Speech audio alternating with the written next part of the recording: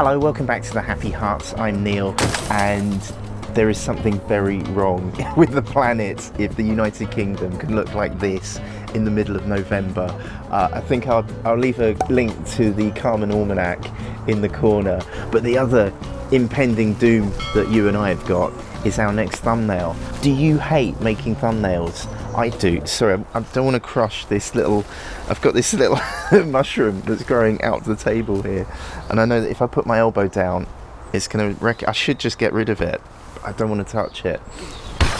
You and I hate making thumbnails, and I think the YouTube Studio app sensed this because... Let me put it up on screen now. Maybe I should reframe the camera.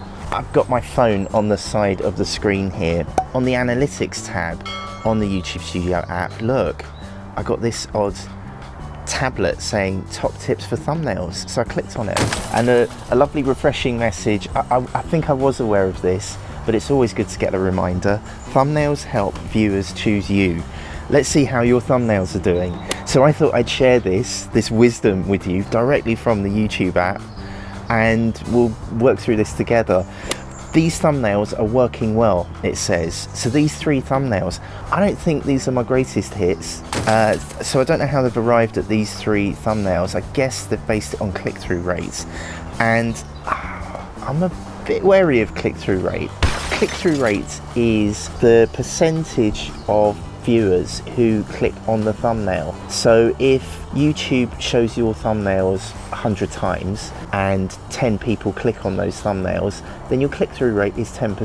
The thing is though, I have absolutely no control over where YouTube shows my thumbnails. The thumbnails are called impressions on your analytics, and sometimes the impressions will just suddenly go up, or what I've got at the moment on one of my channels is that the impressions dropped, but interestingly the click-through rate stayed the same. In fact, I think it's increased slightly.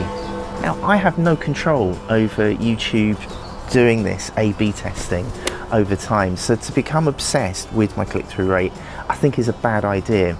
So apparently these thumbnails are doing good at the moment. Here's how to give your thumbnails every chance to smile.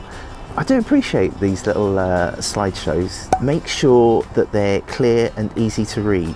Now, I'd like to think that these thumbnails were chosen algorithmically to help inspire me, but actually they're just my last 9 thumbnails. But anyway, it says thumbnails change sizes on different devices, so use high resolution images and text. Stand out next to other thumbnails. Your thumbnails should preview your videos and spark curiosity. Always remember to find your style. Familiar colors, faces and fonts help viewers return to your channel.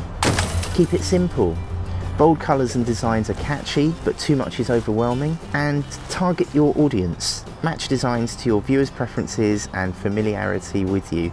Now, I don't know how do you make your thumbnails? Leave me a comment below. Let me know how you're getting on with the whole thumbnail business. There are 3 really great places to make thumbnails if you're looking. Now, I'm no fan of Adobe because they charged me for a year's subscription when I wanted a month, and then just billed me anyway when I cancelled it. So it's always good to get something free from Adobe, and this is called Adobe Express. I use Adobe Express purely for removing background images. They've got like a remove background tool. It's incredible. And then I export that foreground image with the background removed, and I put that into my Keynote, which is what I use. I'll show you that in a second. The other great place that all vloggers and YouTubers seem to go is Canva, and I've used Canva. I like to edit my pictures locally, so I use a thing called Keynote, which is on the Mac, and it's the free PowerPoint presentation app.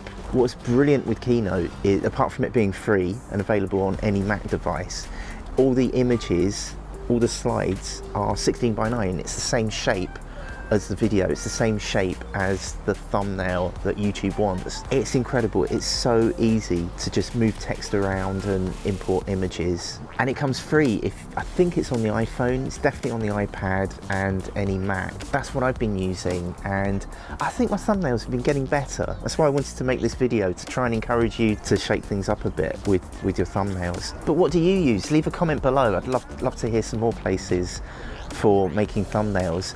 And this YouTube slideshow ends with a link to this video, which is a tutorial about titles and thumbnails. It's about 7 minutes long, so it helps inspire to make more. I'll see you on the next video.